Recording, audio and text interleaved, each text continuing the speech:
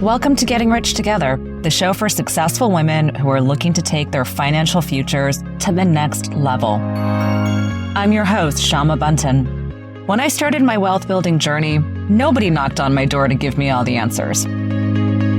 So I want to talk to the experts who've done it and bring the answers to you so we can discover the right opportunities that will help us achieve the financial futures we've always dreamed of, together, and have fun doing it. So let's dive into this episode and start getting rich together.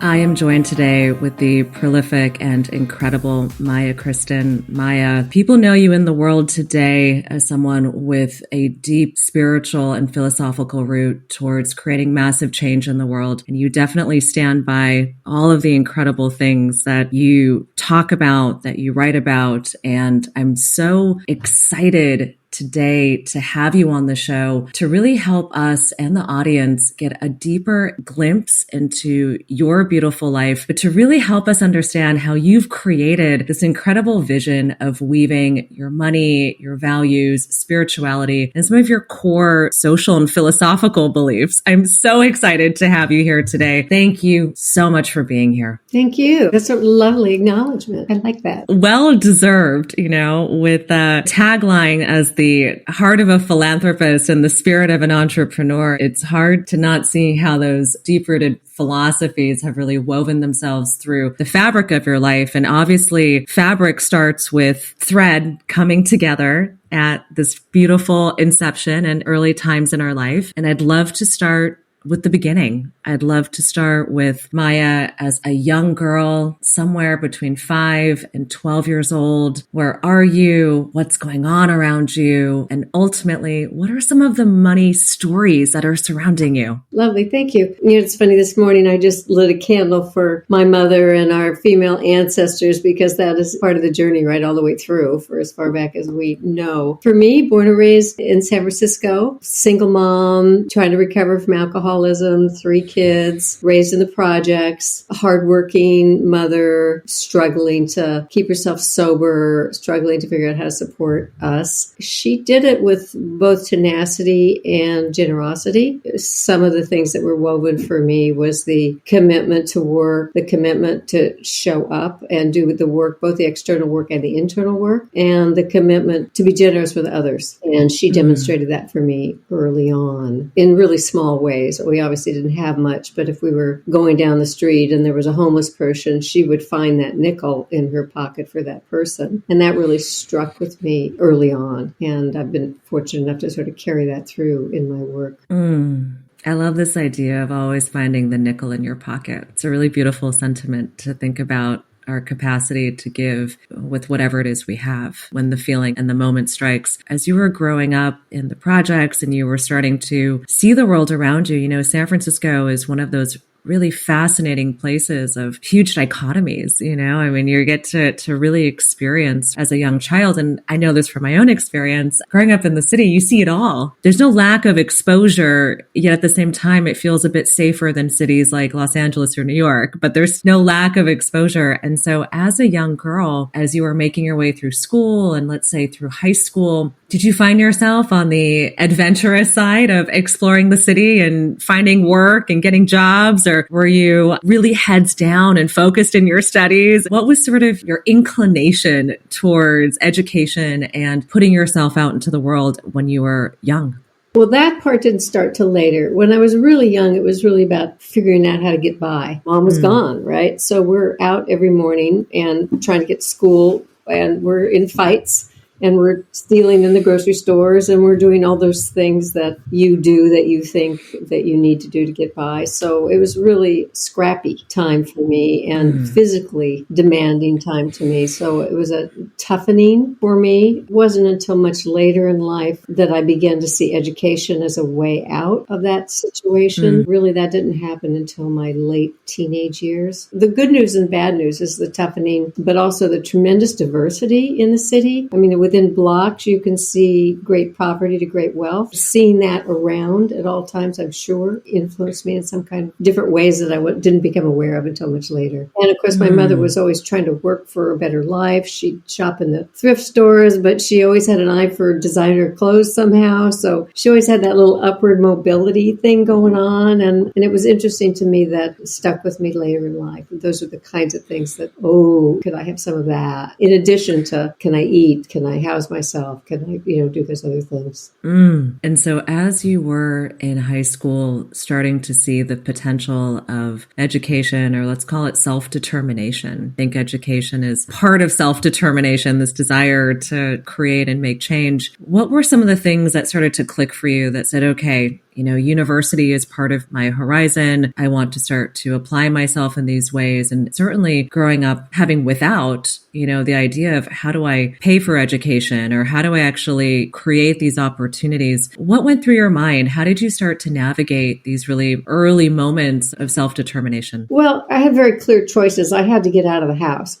So there was a lot of abuse in my household. My mother married again for the fourth time to an alcoholic, and really nothing was done to stop the situation. So I left at 17. But it was clear to me by that time that my only option was education because I didn't have enough I could work a little bit, but I was fortunate enough to get into a state college, and that was yay, hallelujah, amen. And then from there, I began to see that was really going to be my path. That may or may not be so at this point in time for a lot of people, but it was really it for me. I needed to get to college. I needed to figure out how to get through that and get a job. I scrapped around and worked, got a couple tiny scholarships. As I got better, that's when I started to discover that I was smart, because I didn't know that either, which happens, a lot to a lot of us that are in a scrappy situation. So once I started to figure that out a little bit, I started to reach out for help in different locations. What you said here is so powerful, which is realizing your own aptitude and realizing what you're capable of. I do believe that in Maslow's hierarchy, without sort of having these basic needs met, it's really hard to understand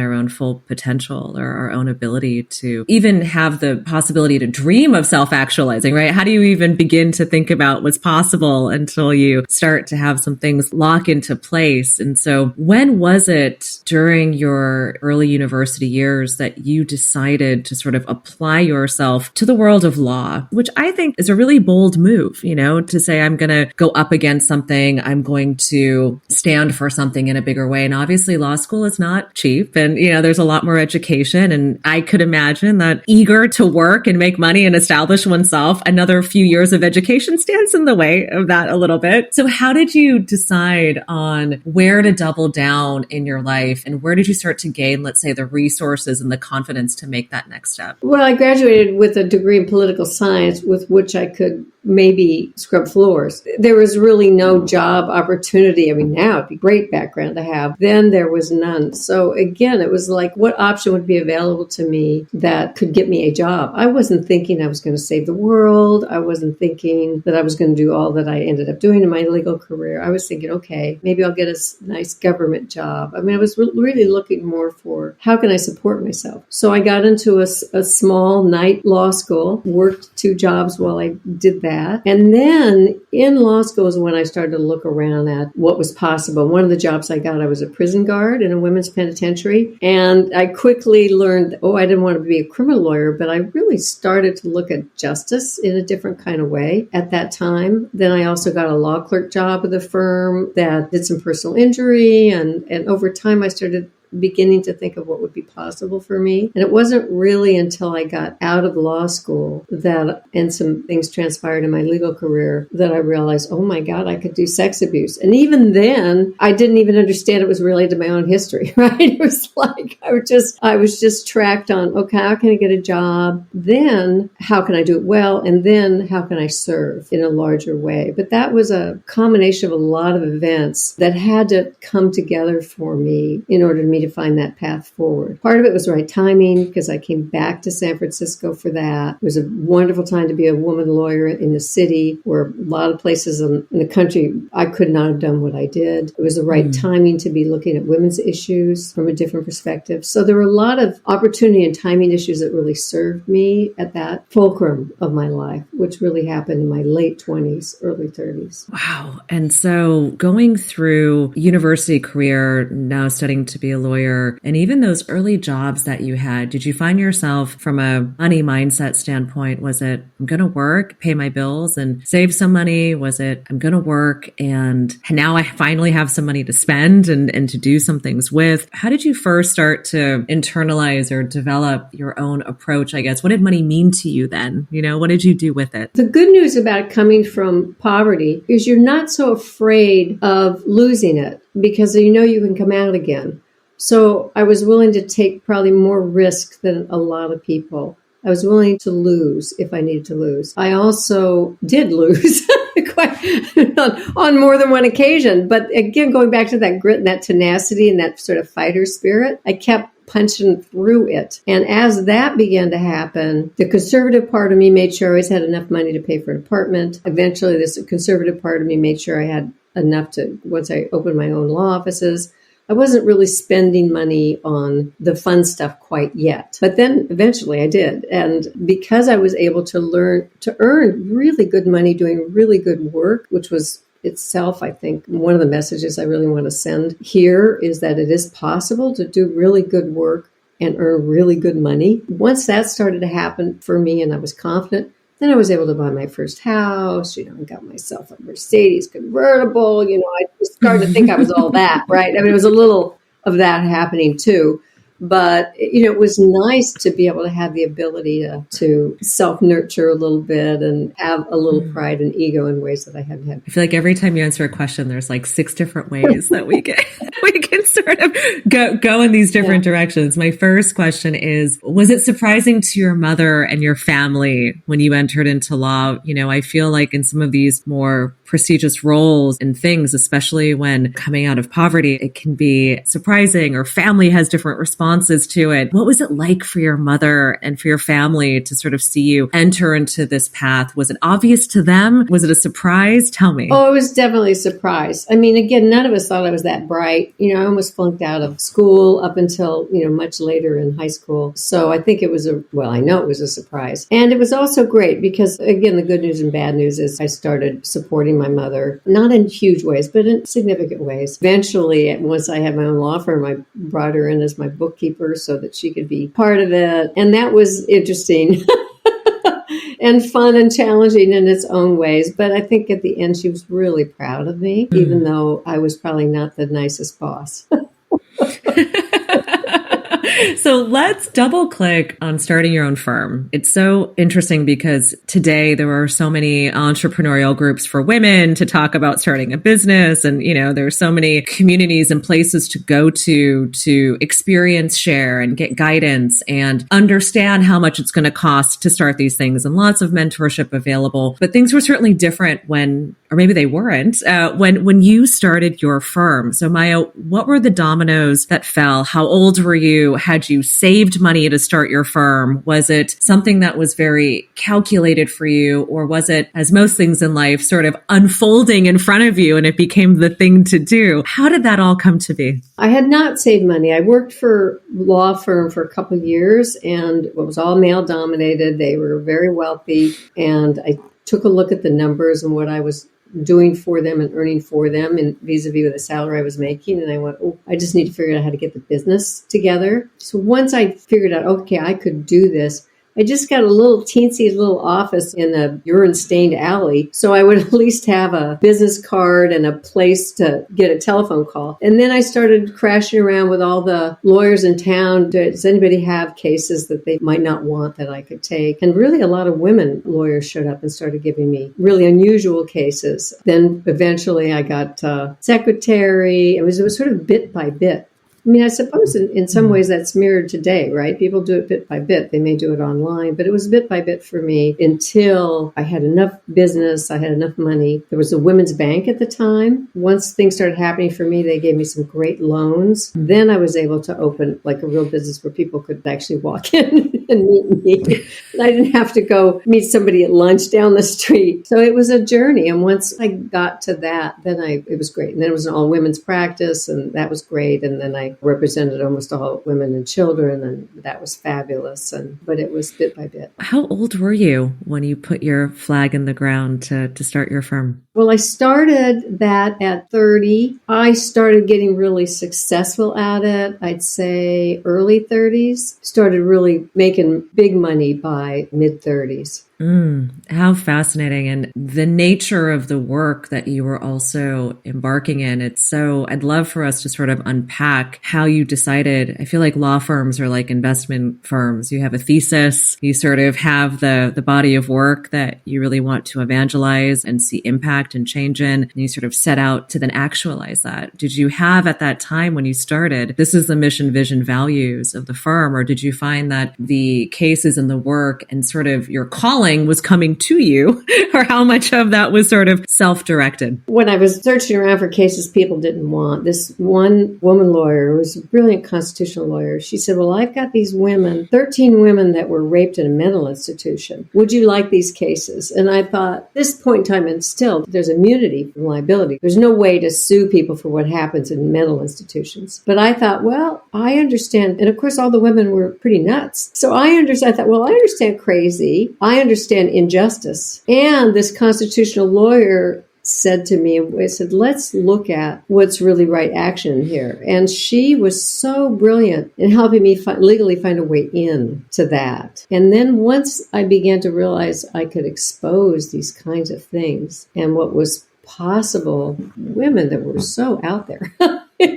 I said, if I can do this here, I can do this in much more easy to access situations. So that was really my beginning, and it just fell into my lap. And then once that happened and I began to get a reputation for that, cases started showing up at my door. I love that. And as your practice is gaining steam and momentum, accolades, you're starting to really develop this juicy business. How did your perspectives on your own personal finances shift over time? I think it's so amazing that you really thought about getting business financing in order to really establish your company. A lot of women I speak to are hesitant to sort of really double down and get the financing that they need to make their dreams come true. And I think it's incredible, either foresight or sort of information that came to you. These are the right steps. As you were building your practice and your wealth, did you find yourself then also saying, I want to start investing my money in these different areas, or these areas of philanthropy are starting to come up with inside of you? How did your personal finances start to evolve as your business evolved? Again, bit by bit leap, right? So, the law practice went on for 25 years, and I was ready to change in that for all kinds of reasons. By this time, I'd been earning a lot of money, doing a lot of work, legislative work, a lot of work in this area that was really calling for deeper change. Again, so there's certain driving forces like being forced out of my home when I was a teenager. I got kidnapped in my mid-30s, and that caused me to really take a look at,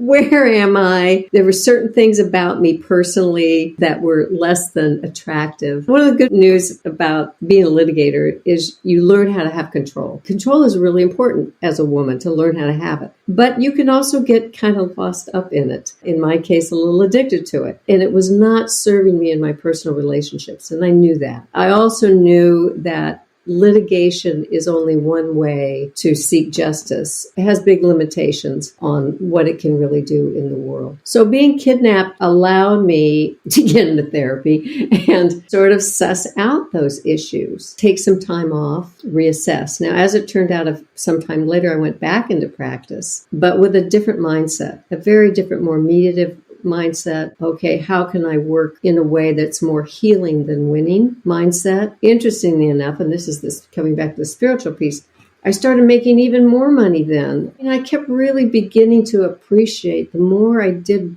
right work that came from a place of heart and healing, excuse me for those who don't know, but the goddess is going to just keep raining on me. And she did. And that's when I really hit the jackpot with the Catholic cases and started all that. I knew it was time for me to get out of litigation and do something else.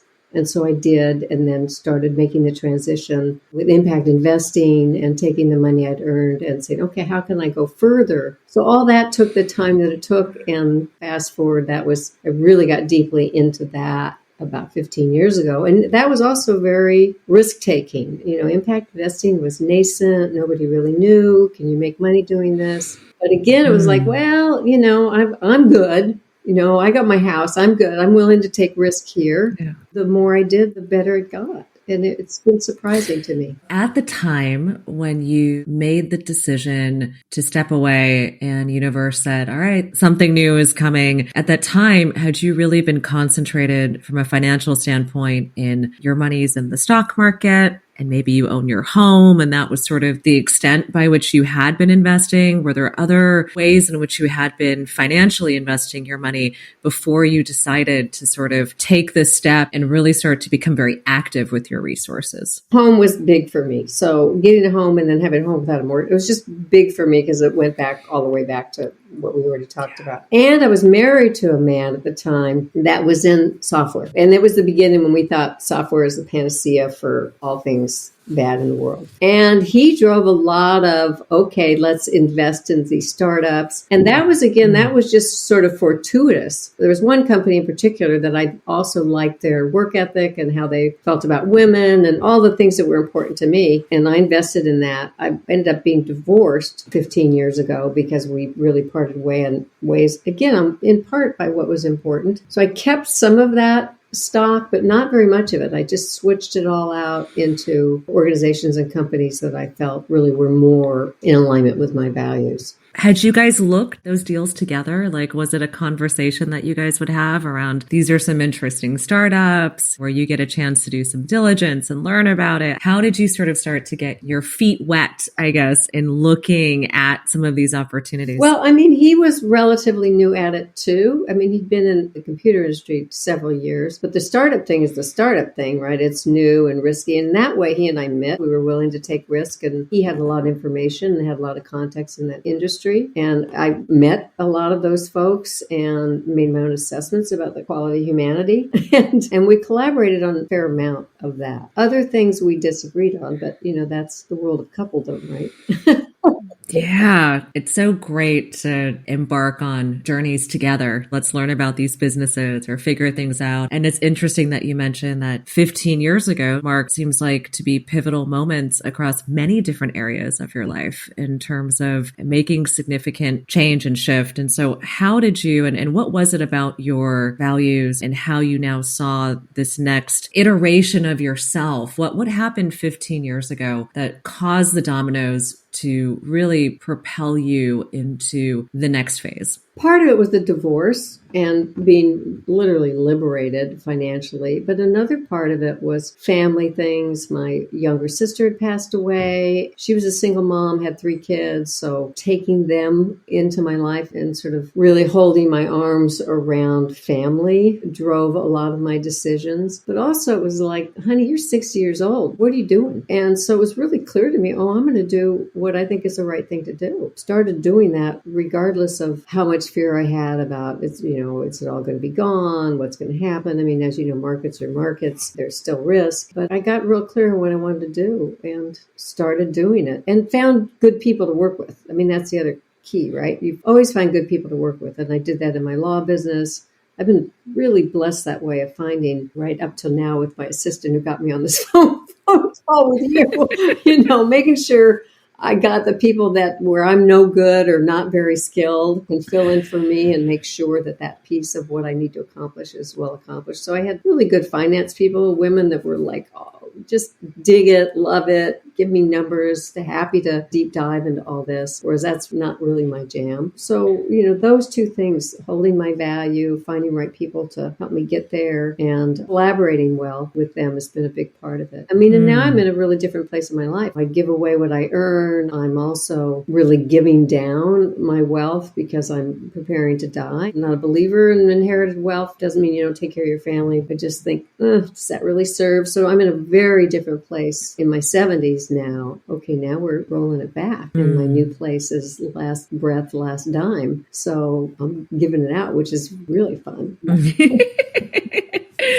So you said something that's really important, which is when you made this pivot 15 years ago, all of a sudden you said, okay, I understand the inherent risks here, given that security in your life was so important. I feel like when we grow up without, it's like the establishing of security. But then there's this moment, an inflection point where you say, okay, have we ever really been secure? What is constant? And then where can I start to take these big leaps and jump? And it feels like 15 years ago, you decided, okay, I'm going to jump here and I'm going to really create something with my life and with my wealth in a different way than I have in the past. As you're amassing these incredible people, and I like to call them the bench. It's something that I don't think we talk about enough, which is who are the people we need to talk to in order to make great decisions in our life. And those people will change over time. I remember during my divorce, I made sure that I had a financial person, a spiritual advisor, the bench to really make sure that I could take care of myself. As you were establishing this new thesis, this vision in the world 15 years ago, and you're establishing your bench, who did you go to? What were some of the kinds of people that you knew you needed to have in your life in order to make these great decisions? The bench. I had thought about that because it is true. It is a constellation of people, right? As women, if we're fortunate, we develop these deep and abiding friendships who stay with you, particularly in times of trauma like a divorce or death or those things. And those are always lean into, they know you, they're calling you on your stuff. Those kinds of people are crazy important. The other people are like, you need people to understand taxes. I mean, it's like, come on. So, there's certain basic things that we know we have to have. I also know at this point in time that you can find people that understand taxes that are also deep-hearted, spiritual, fabulous women. So you can have the both and along with that particular skill set. And so that's what I could do this with this constellation of people. I love that. I think that even today, as I look at all of the resource providers that are available, we have access now more than ever before to spiritually, intellectually, values aligned service providers. It's not just, am I good at that thing? It's, are you good at that thing? Plus, where else might we align so that we know that we're actually seeing the stock market in the same way, right? Or we're seeing sort of our vision in the same way, and we can co-create. And I think that is something that it feels just so of this moment. I know women have, and people have been like that for some time, but so incredible to be able to have the privilege to add layers onto our expectations of the people who we work with beyond, can they just get the job done? That I think is very exciting. These last 15 years and the establishment of your philanthropic initiatives, how you've now chosen to exercise your wealth and really put them to your values. One of the things that I love so much about what you've done is, putting together your family and beyond vision statement, this sort of ability to see and to publish, where are we putting our resources, and to let people see, here's how we're thinking about our money and what's important to us. Please unpack for me, what was the calling that said, you know what, I'm not just going to do this quietly, but I'm actually going to tell people, this is what I'm doing. This is how I'm thinking about it. And what I think is so important is setting an example, because how have other people done this? How do I think about this? And so to put yourself and open the doors and say, let me stand here as an example of values and philanthropy and how I choose to exercise my capital is courageous enough on its own, right? And then to exercise that and continue to practice and live that. How did you decide to make these decisions to be so exposing of yourself and to really come out and share? Well, Shami, you're already doing the thing that I love to do, and that's talk about the things that people don't like to talk about. So the three things, right, are sex, money, and death. And we don't talk about it, and therefore we don't understand it. We don't understand our stories around it. We don't understand what drives our thinking around it.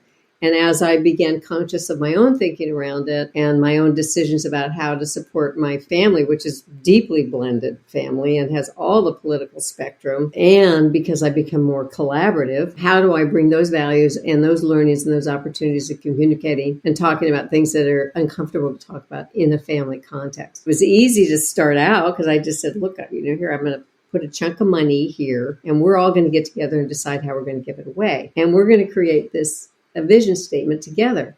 And we're going to figure out how to do this together. So that vision statement that you talked about was really co-created with the family. So what was that like? That to me in and of itself sounds like not an easy thing, right? How did you actually do that? Well, it was an invitation. You can join or not join. Each of my family members had a teensy philanthropic because their child wants to go to soccer camp or somebody that they know needs something. They all had a little taste of that. Except for one family member who has no philanthropic bone, but has a great finance mind. And he said, I don't believe in giving away money, but I'll help assess what's in the file and how we manage it. So it began as everybody sort of decided, well, we're going to nominate a nonprofit and then vote. And I'm kind of watching this go down because I know this is a setup for conflict because, I understand what voting does, right? And I'm already talking about the idea of collaboration and voting, maybe not so much because then you have the winner, the loser. So then we had to go through that. Lobbying, consensus building, which family member is going to get the most votes? When I had a light touch on this, I was mostly like, you go forward, we'll see what comes up. And then it finally evolved to, we're going to try and understand why is it that you really support this organization and what consistent values do we all carry? And believe me, I got far right and far left people in my family. What underlying values do we hold together that we can agree upon and then choose an organization that holds all of those? And I watched it evolve and it was just fabulous. And then, eventually I said, y'all could put some of your own money in this. And they started doing it. And that was really great. And then there were people that wanted to opt out and there were people that wanted to come in. So handling inclusion, exclusion, being fluid with that and having that be okay was another piece that was really important.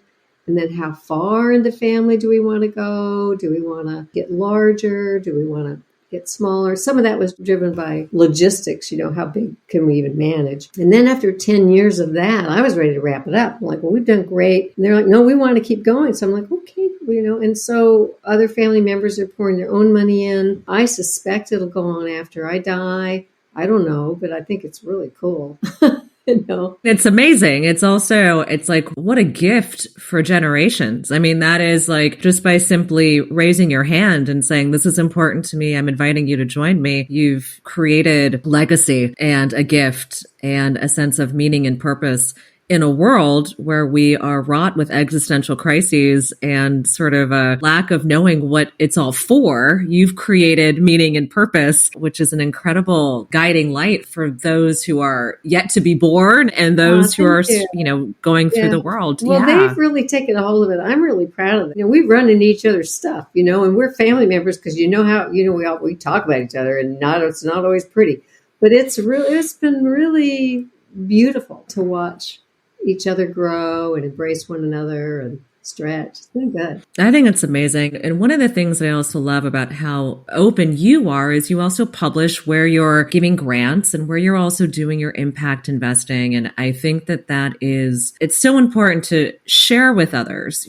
what's actually happening. So many people hear, I'm an impact now, or I'm doing this, but to actually be able to share with other people how you're thinking about things and how it's changed. And so my question to you is, as you've been sort of noodling and working on your own approaches towards investing versus grant giving and sort of looking at the needs and also your desires to create change in both of those areas, how have you sort of looked at the differences between that? I feel like sometimes, especially these days when it comes to things like women-owned businesses, it's a great example where there could be a great opportunity in some categories to really look at grant giving. And there are other opportunities where this is actually an incredible growing business where maybe it is really a pre-seed or seed stage investment. How do you sort of look at your evolving thesis on this is how I'm going to look at investing, and then this is how I look at grant giving? Well, that's a complicated question.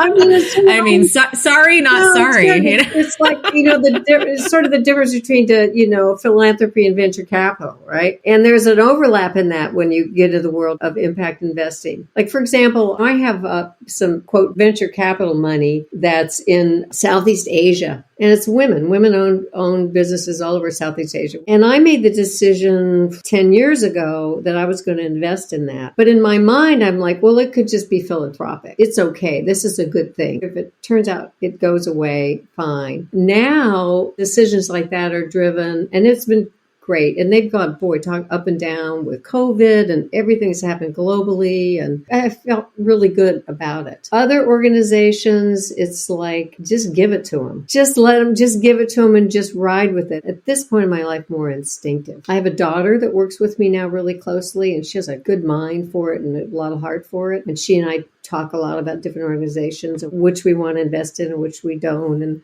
whether we want to just give it to them, whether we want to enter into, like even with nonprofits, sometimes I'll sit on a board and help shapeshift that nonprofit. Others is like, you're good here. You just take it and do what you need to do with it. So we assess all those things on an individual basis and then just make your call and hope for the best for everyone. Now, certain things are driven by age, like impact and venture capital. It's like, there's a window here. Because I'm going to die. So, and I don't want to leave things outstanding for the family. So that's a consideration. It's interesting, as you mentioned, working with your daughter. And I'm curious when it comes to sort of your own experiences growing up, which I imagine are very different from your daughter's experience growing up. And how do you continue to have those conversations? Or what was it like to even start to have those conversations about money when the environmental circumstances are so different? And I'd say that for almost all the guests on the show, it's that way. We were cut cloth from, and we went through all these really difficult things and achieved and had these realizations and ahas. And I do believe that nobody escapes this world without their lessons. But when it comes to those kinds of conversations, how did you start to have those within the family? Was money always something that was really open and discussed, or was there some timing or some way in which you were able to start to have those conversations more openly? I don't think that there was openness about money until one-on-one. We might talk to each other about, like my sister needed something for the kids,